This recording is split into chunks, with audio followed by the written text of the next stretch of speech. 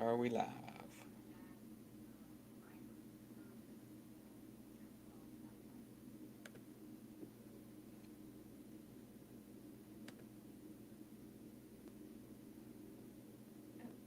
Are we live? Hey, we're live. All right, just make sure that's working. Let me check the YouTube. Am I live on YouTube? Okay. All right. Testing, testing. All right, guys. Okay, we are live. Thanks, Gallo. I appreciate that. I think I'm going to have to toggle back and forth to get the comments. So let me just get the YouTube open as well because I'm going live on both spots. Give me 1 second. What I want to be able to do is answer your questions. So if you have questions, you can put them in the comments, put them in the chat, and I will make sure to get to those as I go through this. Um, videos. Mm. Oh, yep, there I am live right there. Okay, we got it. All right, so if you have a comment, guys, if you have a question, the, the comment box. I'm trying to set this up so I can at the same time.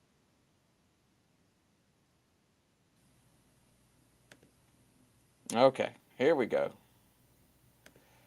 We are, all right, y'all, we're here because of this new law, this bill. What is it, 4754 in South Carolina that is talking about wholesaling is outlawed. Okay, so y'all, if you haven't heard of that, you probably aren't on this live. So let me know if you have any issues hearing me, guys. Put it in the comments below if something cuts out.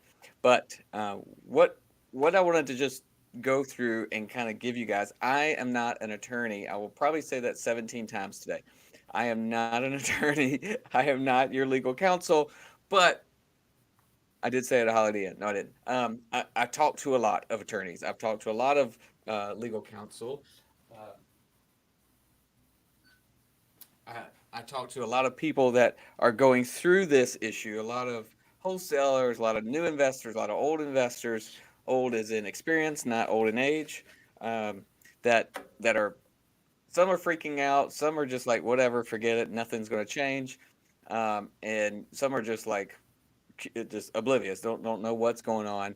I actually just talked to an attorney today who happens to be an attorney that does retail mostly, right? Like works with buyers agents and real estate agents, not investor stuff. And I kid you not, he had no idea that this thing even went to the House or the Senate at all. He was like, "Oh, did that even like get voted on?" And I was like, yeah, it's like done. So, but that just goes to tell you all that this, even though this is a big deal for us as investors, it's just not commonplace. It's not common conversation. Most people don't even know that this thing exists, right? That it's even out there. So that's kind of what we're working with. So the big picture, and I've got a link, I think, to the bill. You guys can read it. There's a few things in there that are kind of giving people heartburn and like trying to understand what it means. And so those are the things I wanted to talk about. And then really just, what are your questions? What are you guys seeing? What are you thinking? So let me pull it up real quick. In the bill, there's a big spot that is really confusing people, and I don't know if I can. I think I can put this in the um, comments in the chat. And Parker, I think you're watching. This is what you sent me that we were talking about the other day. So this part, I just put it in the Facebook comment where wholesaling means having a contractual interest in purchasing residential real estate from property owner then marketing the property for sale to a different buyer prior to taking legal ownership of the property. So this is what, there's really nothing different. Nothing has actually changed in what we've been saying for years, and what I think most of the community has been taught for years is that you can't market a property. You cannot sell a property that you don't own unless you're a licensed agent and that homeowner, property owner, has given you written permission to market their property, right? And at that point, if you're an agent, you're working on behalf of that seller. You have a fiduciary responsibility to that seller. So you're really trying to get them the best deal that you can for them, right? So that really hasn't changed. What's changed here and what's now different is that they're putting the word wholesaling. They're identifying and defining that word, and in doing so, um, adding penalties to it essentially. So this isn't anything new, right? Most people are like, "Oh yeah, that's exactly what we're talking about." Advertising and or marketing real estate owned by another individual or entity, um, with expectation of compensation falls under the definition of a broker and requires a license. Everybody already knows that, right? I think everybody already knows that. So that's not really new. And the difference is that now this is identified. This has been put into law, um, under the law, right? This is now signed into law, not with just the real estate commission. And so what this is doing is bringing this to the forefront and putting it on top of people's minds and, um, kind of shining a light on this, right? So that becomes a little difficult. And the words here of, marketing the property for sale, yo, if you've listened to me, any of the videos or training I've done before, like I've always said, you cannot sell a property. Stop sending us emails that say assignment of contract. The property has 3 bedrooms, 2 baths. Like, just because you titled that email assignment of contract, and then you start talking and saying property, and you can buy this property, and you know, the property has 28 square feet or whatever. Like, you're selling a property, and no matter how you twist it and shape it and put it in your own words, it looks like you're selling a property to other people, right? The people that are in our industry as investors, wholesalers, like, we make a distinction, but no one else does. And unfortunately, the commission and the attorneys and the judge, that you would be talking to, they're not going to make that distinction. And so that's where we have trouble. Um, this part down here at the bottom, um, I think there should be like a period here. I think this causes a little bit of, like, you could read it one way and it's saying, "Hey, wholesaling." They're saying wholesaling is bad, but wholesaling doesn't refer to assigning a contract for the right to purchase real estate. Like, that's what I'm doing. So they're actually saying this doesn't refer to what I'm doing.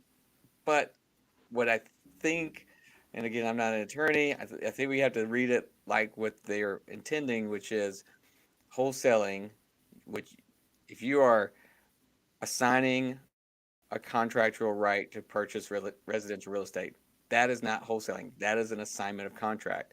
You are allowed to do that. We've all been saying that. Yes, assignment of contract is legal. It's contract law. You can do that. But they're defining it as the marketing.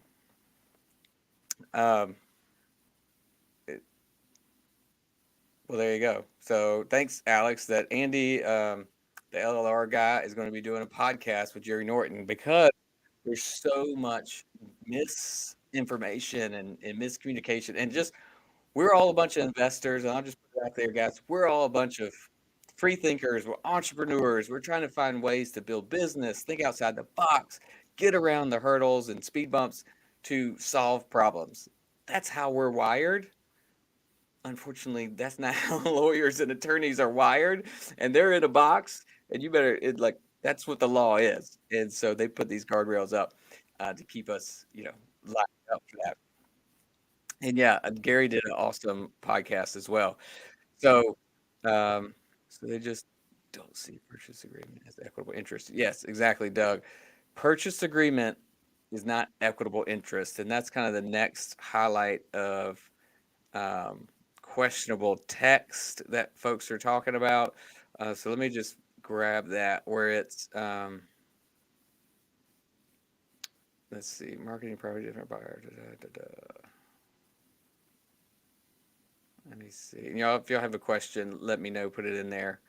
All right, so the advertising and marketing of real property is to be distinguished from the advertising and marketing of a contractual position in a sales agreement to purchase. An advertisement that markets a contractual position from a person to either equitable or legal title does not imply, suggest, purport. So this is the other part that Parker and I were talking about here. So I'm going to put this in the chat.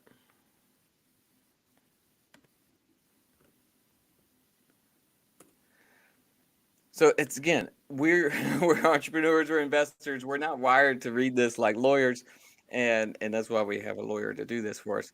Um, so this is saying, real property. It's being distinguished from. So they're making a distinction between advertising real property and advertising of a sales agreement.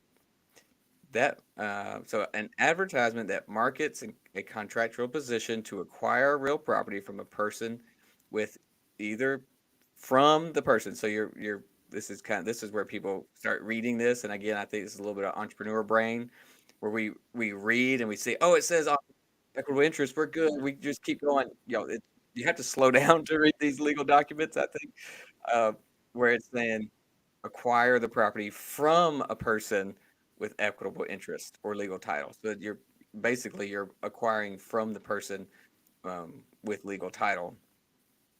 Does not imply, suggest, or purport to sell, advertise, or market the underlying real property. Is allowed, right? So you can advertise a contractual position to acquire property. So you can advertise a, contractual position, but it cannot imply, suggest, and I'm highlighting this, and I know that y'all can't see this, but um, it it does. Um, if you're reading my comment down there, it says you can advertise that contractual position, but you cannot imply, suggest, or purport to sell the property.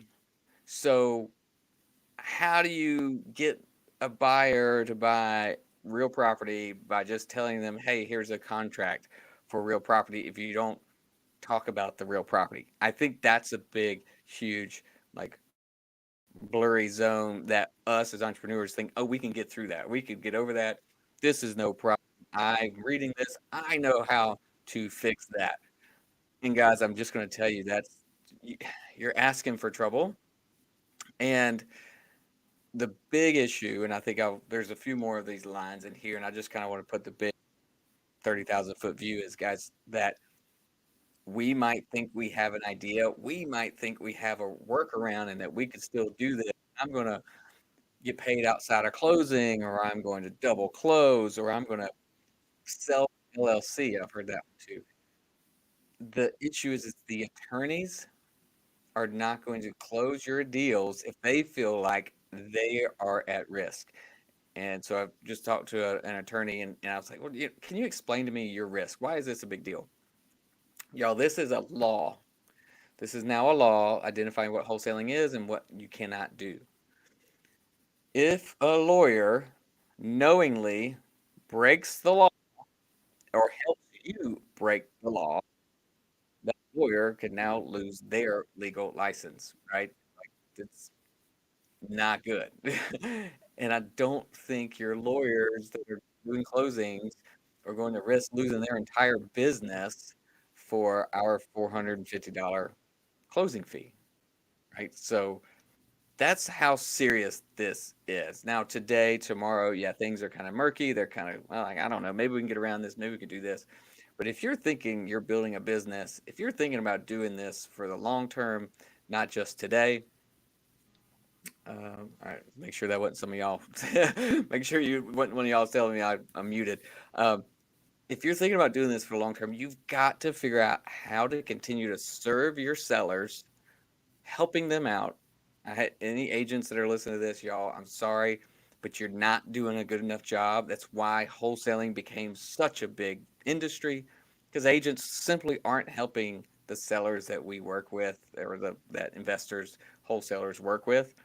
Um, so if you want to keep doing this and you want to be a true deal finder and go find those sellers and those properties that need real help, you've got to find a way that you could still close the deals. And if you're going to sign contracts and find end buyers, you can't do it like you did before. You can't rely on your semantics and your interpretation of this new law to support your business, right? I think some of y'all have heard me say, bandit signs. Bandit signs, really, you're breaking the law. You're putting a sign out where you don't have a permit for. Like, that's cool and all to kind of get started, maybe do it a few times, but you can't build a business on that. You can't build a business on something that is against the law. All right. So, oh yeah, Parker just said you got to buy the property at the end of the day. Does that mean that the governor signed it? I was trying to find out if he signed it today, and I didn't see it. Let me know in the comments if y'all have heard that he's done it. Um, we do know. So I'll go back to it. If you want to continue to do this business or start the business and help the sellers and help your buyers, your community, and your business, your family, your kids, if you want to keep doing this, you've got to find the legal ways to do it. All right, you've got to find the way that this business is still there. And I'm going to tell you, and the encouragement is there is a gap in the marketplace. Agents don't fill this gap. The sellers can't do it on their own. It's a big, if you've ever closed a deal, and that's why we have attorneys, there's a lot that goes into this. This is a lot. Sellers can't do it on their own. So there's still a gap in the marketplace. And I hate to see everybody just quit and like leave and like not do it anymore. That'd be good for us as competition. But I'm not advocating for that. Get out there and get your deals, right? But you got to figure out how to do it. So there's a couple of ways, and I've got to just give you guys a few of these ways. I'm not gonna spend all day on this, but I want to at least give you options, and then see if we can help you. If you have any questions or whatever, see if we can help you get there. Um, and don't think it's been signed yet. Okay, perfect. Um, I'm trying to watch the comments, y'all, and if I miss you, like do it again. Um, so there's a few ways that you could still do this business. The easiest, right, is to get some cash, get some money. Um, I, I always tell our community, the deal finders community, there's two things you're looking for every single day, and y'all can stay with me in the chat. Um, Deals and money, right? So if you don't have the cash to close deals, you need to be looking for those private lenders, look for those lenders that can get you the deal, the money for those deals. All right, Zach, he's my man. He's got all the options, right? There's all kinds of ways, right? You could still do this business. The other, so you got cash. Go find your money. Go find your cash. Zach actually put a good one in there, which is the option. So you have the lease option where you can actually lease the property with an option to buy.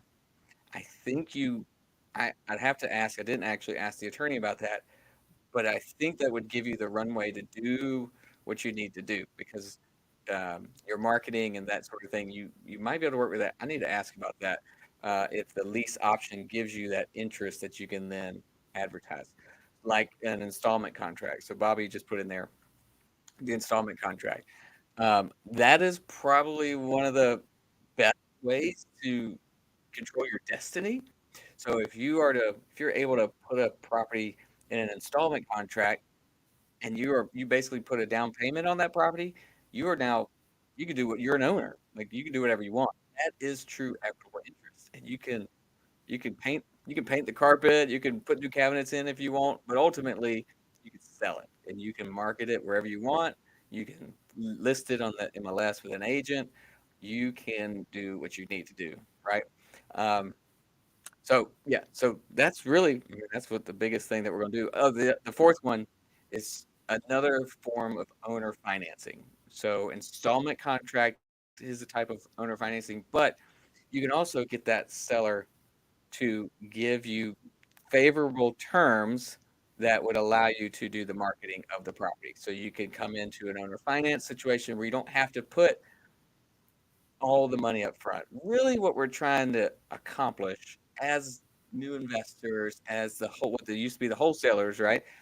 Is you want to control that property and be able to sell that property with as little money out of pocket as possible. So you can work on some good favorable terms with an owner. The installment contract, I love the installment method. Our friends Alex is here. He can attest to that as well. I've got a friend doing installments in Myrtle Beach. I'd love to get Matt on here. Actually, I should have invited him. He can tell you about that. Or you get that cash, guys. Go find your lenders, and I can tell you at the Deal Finders Club and in our meetups, like we're building the connection, we're building that community so that you can get that right here. If you're looking for lenders, if you're looking for attorneys that can work with you as the investors doing installment contracts or owner financing, we are building that community right here, right now. So there's a couple of different things, and Rachel's asking for a sample installment contract. Our friends over at the installment method, they've actually, Alex is on here. Alex, I don't know, what was that? A year ago that we started talking about this. I think it was last April that you guys called me because a friend of ours had gotten a cease and desist order like in January, February, and couldn't, they were, like, they shut their business down because they were caught and said, you can't do this. You can't, you know, market properties you don't own. They had to shut down.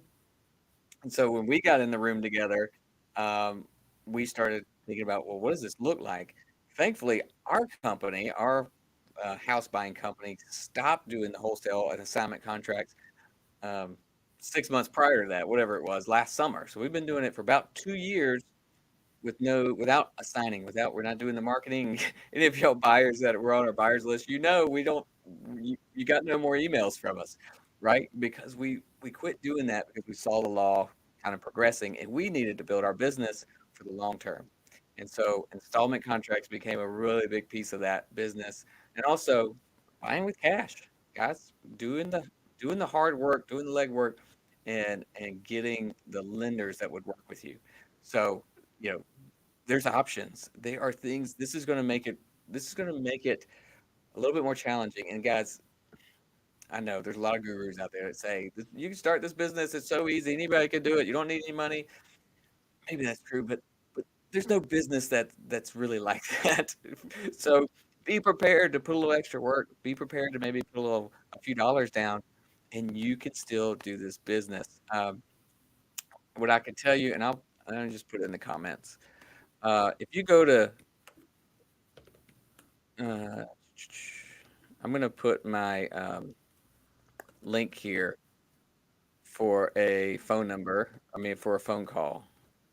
If y'all want to chat, and I can tell you about kind of the installment method, I can show you, where you would look to find that. I can maybe give you an idea about raising private capital. Jump on my calendar and Holland, are you listening to this? Maybe you make sure it's got some openings on my calendar. um, So I can help you show you some of that stuff. The installment method, there's I don't necessarily want to just send you over there. Those guys, Alex, I know you're listening. You're like, hey, well, we can help you. Let me not everybody's gonna be perfect for the installment method. So I'd like to send everybody over there that makes sense. So installment contracts, bond for title, um, balloon payment is due. So how will then? So I'm reading Jamie Wolf's post here. So how will the financing work with installment contracts?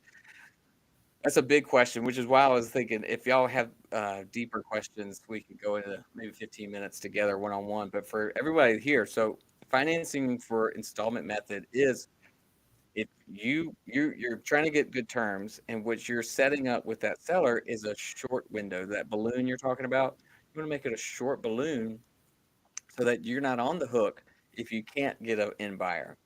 Now, you really want to get a good deal and you don't want to waste your money. So and this is where the installment method training comes into play. This is what Alex is there was talking about. is you want to know how much to put down. You want to know how long to do this contract. You want to know what the balloon looks like. So there's a lot to that, and that's why somebody asked about a sample contract. You just can't go with no backstory, without kind of what does all this mean, how to work a good deal. Everybody, it's land installment contracts that have been around for 100 years. I don't know, a long time. But doing it for an investor and setting up the business and making good terms, making favorable terms, that's where the challenge comes in. And then selling the idea to the seller, letting them know the benefits to them. That's where you might need a little bit of extra training, some hand holding, and some of the experience that we've learned over the last 2 years of actually doing these things. So, yeah, let me know. Is there any other questions? Like, that's a really good question, Jamie. Thanks for that. Bobby, I totally agree, um, that give the attorneys a second, and they're going to figure out. Right now, it's not signed into law, but if you guys, one of the largest attorneys that close what closing assignments right here in town, I think it was last Friday when the thing passed the Senate, they just kicked everybody out and said we're not doing them anymore. That's how serious the attorneys are, because if they knowingly help someone break the law, they're done. And this assignment of contracts revenue is not enough for them to risk it. But I do think they're going to be working to help investors. They're going to figure something out that, can help sellers. That's, if you're doing this right, the sellers know what they're getting. Like, they know they're selling it to you at a discount, and they know you're going to make a profit. I am not. I think I put this in the post. I don't necessarily agree that this is the best path, right, for our industry, for the sellers, for the agents, even. I, but this is where we are. This is what we're working with, and I think, given a little bit of time, maybe we'll find ways to continue to help these sellers. Disposition companies, Gallo is asking, how are they affected? They are not wholesaling, are they? That's a really good question, because a mutual friend of ours runs a really good disposition company. And so I think they are on the same, um, they're on the same hook, right? If they are helping a wholesaler market a property that they don't own, I think they have the same liability, because in that bill it says if you help someone, again, help someone break the law, you are in fact accessory, or whatever the legal term is. I am not a lawyer. Have I said it 3 times yet? I am not a lawyer. Um, and so I think there's risk there, right? Um, Jesse just said, is there a way agents can just partner with a wholesaler and list it? You cannot list it unless the seller signs your listing agreement, which would be great. But the problem is how does the wholesaler get paid? Because an agent, as you know, can't pay a referral fee or to a unlicensed individual. Um, and so that agent would then be working for the seller, not the wholesaler. So I that's tough. That would be a really, interesting relationship. Probably wouldn't be on the HUD. A big thing that I was talking to a lawyer right before I got on is how, if you're able to assign your deal to someone and you say, I didn't market it to anybody. This guy is my neighbor. He said, hey, you got anything you don't want to buy? Whatever. Yeah, this actually happened. And so this wholesaler called the attorney and was like, hey, I'm gonna do this deal. There's no fee. There's nothing gonna happen. And then the end buyer calls the attorney and says, wait, this guy wants me to pay him outside of closing. Well, I can't pay him outside of closing because my lender's not going to lend on it unless it's on the HUD. So you guys are going to, if you try to do this stuff outside of the HUD, you are breaking the law knowingly, and the lenders aren't going to allow that. Like, they're not going to lend on it. So it's got to be cash outside of closing. Um, Say I pick up a direct to seller sub two deal and want to market it to the public. As long as you've closed on it, you're good. solid, golden. If you have that deed, you're good. You can market anything everywhere you want, which is that's where I was getting at. Some of the owner financing can work to your favor. Um, there's other issues with sub two. If you guys are familiar with Atlanta, maybe, or just all of Georgia, I don't know. But there's law um, taking people to court for fraud because they did not. Well, the seller says, "Hey, I had no idea they weren't going to pay my mortgage off, and then they missed a payment, and my credit's messed up, or whatever it is." And so there's multiple people going to court for actual fraud, and that's an issue. So I don't love sub two. I think it's a risky game to play, and you certainly don't really want to be in it for a long period of time. I don't think brokers will allow agents to get near wholesalers because there's too much liability. But I'm not, yeah, Jamie. Yeah, I actually have seen that. I don't remember what broker it was, but they were like, absolutely not. No, we're not even touching that. You cannot work. You cannot do wholesaler stuff. That broker like hated wholesaling, and probably it was that broker was probably the reason this law went in went in the first place. They're like anti wholesaling, hate everybody, nothing to do with them, and so they wouldn't allow their agent to have a client buy from a wholesaler. So they're like, no, we're not going to do that, even if it was everybody was happy. The seller was cool, the buyer's cool. The broker basically says no. And again, this kind of goes back to if I know that you're breaking the law, I can't allow you to do it. Or I can't allow my company to do it. So that's kind of that broker stance. Um, yeah, so a wholesaler getting paid on a HUD for some sort of vendor service, I think that's what you have to see. Um, I think that's the only way to get on a HUD. And whether or not the lenders will pay for that service becomes the issue. Yeah, and I think that has to be vetted and figured out uh, from those actual lenders and um, from the title companies and the lawyers. Yeah. So put it in a trust. Doug says so. Put it in a trust. So there's not two deed transfers. I don't know what that solves. Um, I think, guys, if you're able to get a seller to move their property into a trust, then you've already done all the legwork to go ahead and get an installment method set up. You've already gone ahead and done the legwork to allow that they're willing to put it into a trust, move it out of their name into a trust. They would be willing to accept some sort of payment from you for installments and for a payout date sometime in the future. So there's a lot of work. Transaction coordination fee, that's a good idea, Mary. I just wonder if I'm getting a $15,000 transaction coordination fee. I think those are the things that the attorneys are going to figure out. What will be allowed? Um, we're closing one tomorrow that was obviously already in the books, and so we are. I think they're putting it on as some sort of partnership fee, partner contribution fee, maybe something to that effect. Um, yeah. So there's things that could be added to that.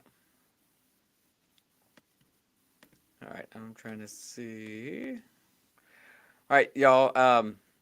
There's still a lot of questions, still things to be figured out as far as what are your next steps? Like, how do you build your business knowing this? And so here at Deal Finders, we want to be part of that conversation so that the community as a whole can continue to build the business, right? Like we exist so that you can connect, learn, and build businesses. And so this is a big part of that. I think South Carolina, well, I know I talked to one of the attorneys, like this is the outright ban, right? This is the hardest law throughout the country.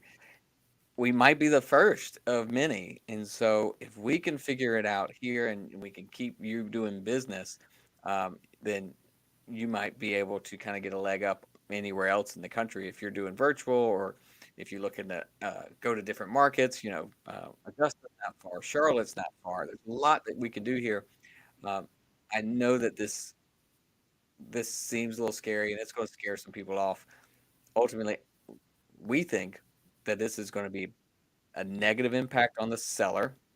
They're going to have less options, and you guys know less options means their prices are going to go lower, not going to get as much. And so, yeah, I mean that's probably not the intended consequences, but that's what's probably going to happen. As investors, as home buyers, y'all, we've got to stay out there and still stay in front of those sellers. If you can get out there and get these deals, you're going to have opportunities to still build your business. So real estate is still the one way to build wealth and to build a business without very much capital upstart. So keep going at it. And I think I've answered all the questions. This chat, the Deal Finders Live chat. Let me just make sure I've hit them all because I'm not really seeing all of them. I don't think. Oh gosh, here. Wait, where'd they go? I'm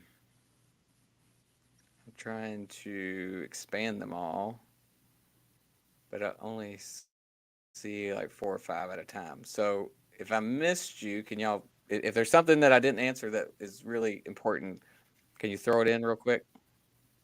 Throw it in the comment.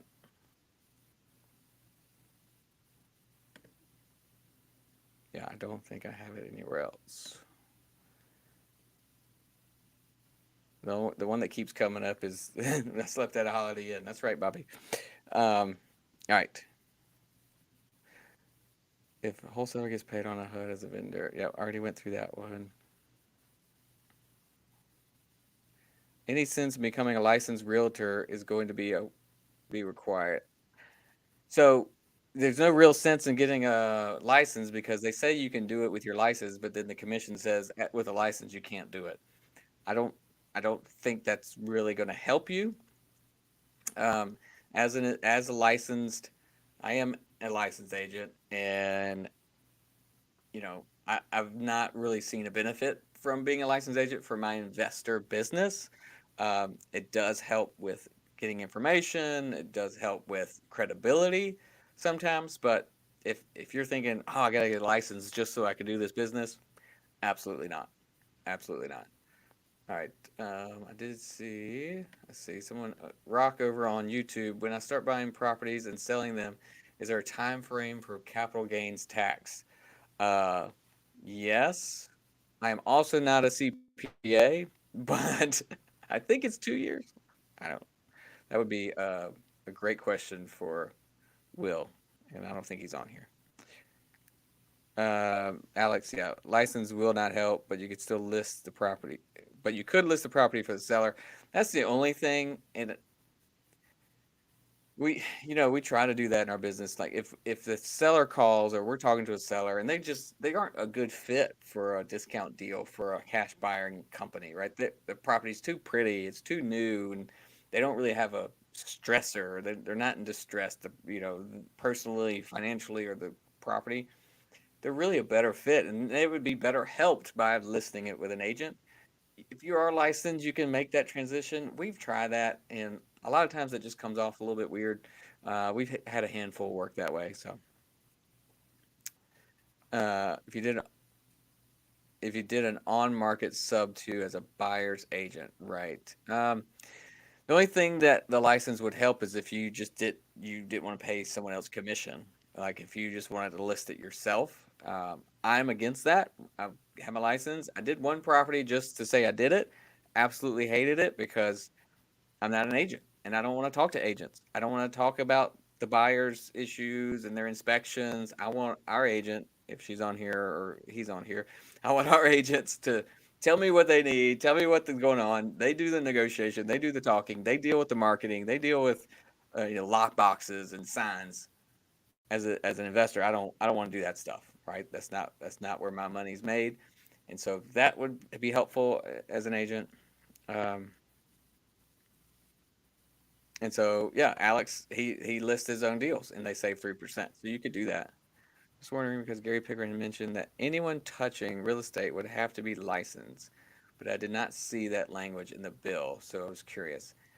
Um, yeah, I didn't necessarily see that language. I mean, guys, you don't have to be a licensed agent to buy anything or to sell anything. Here's maybe what Gary's getting at. The realtor lobby would love that to be the case. They would rather you not be able to transact at all without some sort of agent touching it, right? Some kind of hand in there. Uh, and because I think they see it all slipping away with the advent of, Zillow, and you could just put it out there, and someone calls you and says, "Yeah, I want to buy this," and you do deals without agents.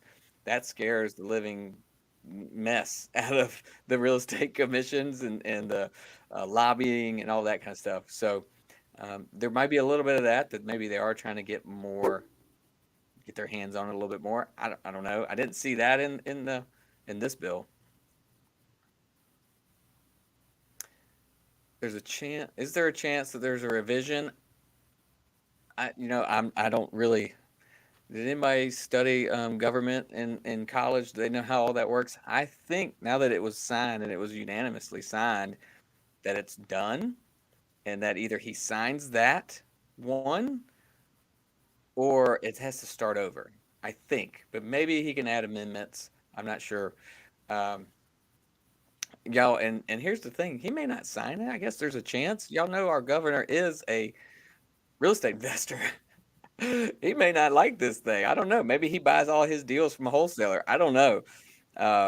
There's always a chance, right?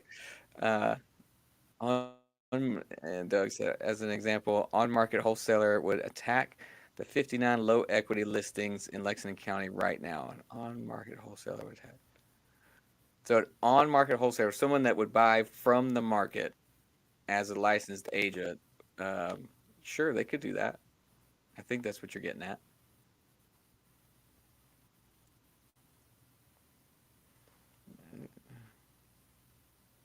So I guess if you were an agent, you advertise to buyers after speaking to the agent, seller, etc.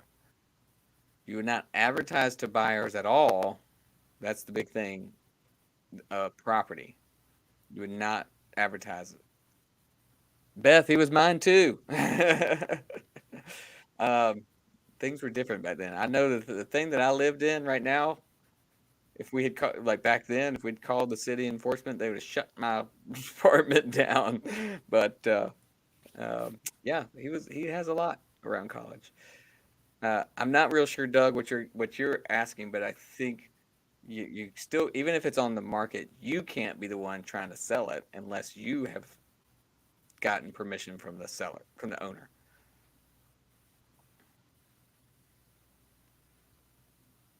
Right, Doug. With a license, you would work with buyers as the buyer's agent, and you could tell them, yes, you could act as their agent to show them things out there. Right. Yeah, you could do that. You could go and say, hey, I'm a I'm a licensed agent. I work with investor buyers. Would you like me to help you? You have to, and I am licensed. I don't know how it really works, but there's agents that can help you, and there's brokers that can help you on the rules. You have to have them sign something. You have to indicate XYZ. There's a certain rule, but you could tell them, yeah, we've got some properties you should look at. They're on the MLS. Here they are. Then you're not a wholesaler. You're an agent, and you're not going to be adding any extra fee on there. You're not getting assignments or anything like that. You're getting commission.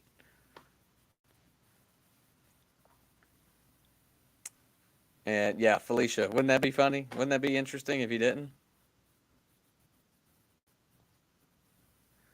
Um, Off topic, Rachel, but I think they do. Maybe there's a contractor in here that can confirm that, but I'm pretty sure we have done that um, for Mercer County. So the people losing out are low equity listings that don't have a good seller agent.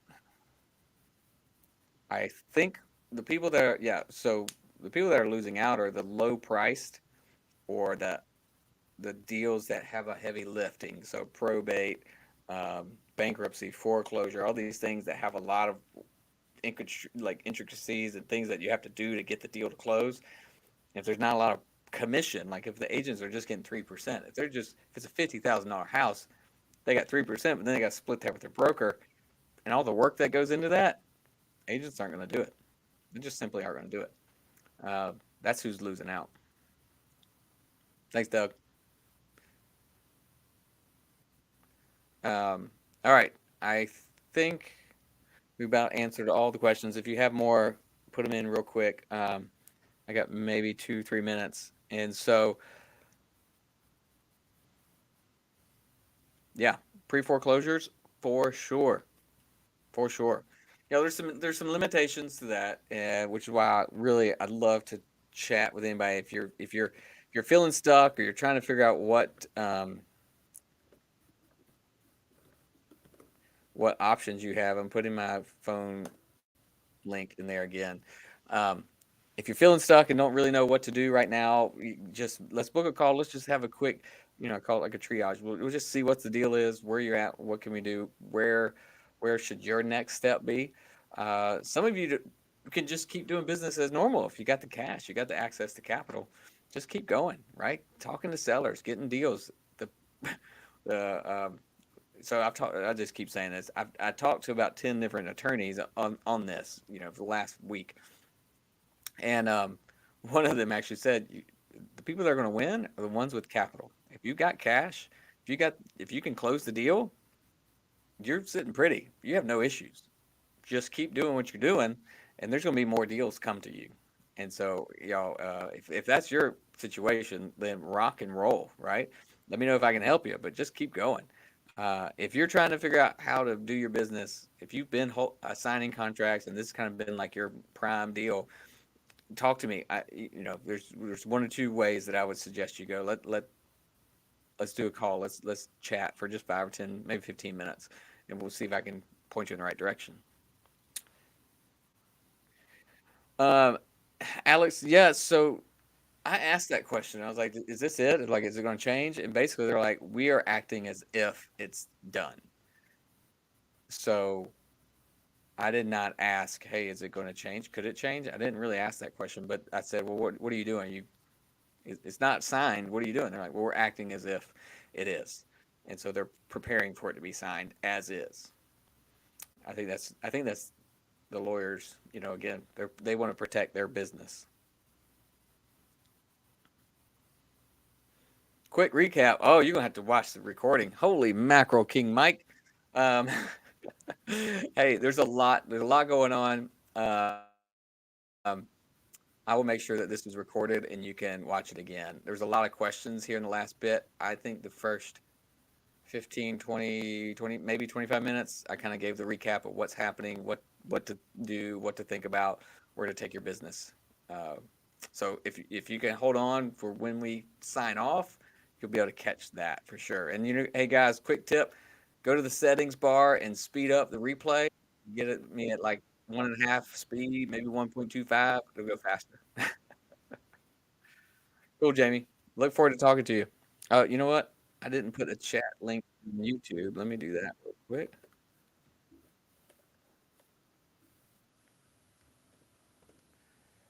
There we go. All right, I'm gonna log off, guys.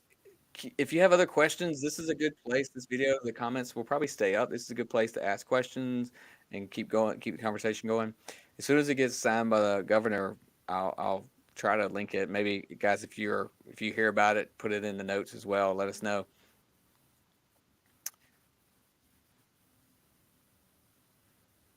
There you go. So Megan's made a change already. There you go, Megan. Love it. Love it.